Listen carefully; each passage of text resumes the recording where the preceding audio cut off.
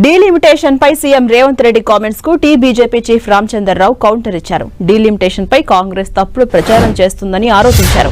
మహిళా రిజర్వేషన్లకు కాంగ్రెస్ వ్యతిరేకమని రామచంద్రరావు విమర్శించారు. గత డీలిమిటేషన్ లో దక్షిణాదికి కాంగ్రెస్ పార్టీనే అన్యాయం చేసిందన్నారు. ఓడిపోతామనే భయంతోనే దక్షిణాది ఉత్తరాది అని రేవంత్ అంటున్నారని బీజేపీ చీఫ్ రామచంద్రరావు విమర్శించారు. కాంగ్రెస్ పార్టీ ఈ యొక్క సీట్లు పెరిగితే భయపడేటటువంటి ఒక విషయం ఉన్నది ఇక్కడ విషయం. ఎందుకంటే 543లోనే వీళ్ళు 50-60 గెలవలేకపోతుండ్రు.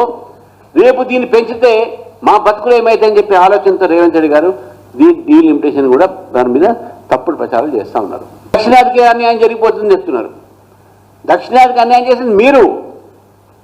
543 సీట్లు ఏవైతే ఉన్నాయో అప్పుడు కూడా డీలిమిటేషన్ ప్రాసెస్ చేసింది మీరే కదా. మీ ప్రభుత్వం కదా అనేక సమస్యలు ఉన్నాయి. అప్పుడు జరగని ఒక దక్షిణాదికి నష్టం ఇప్పుడేం జరుగుతుంది?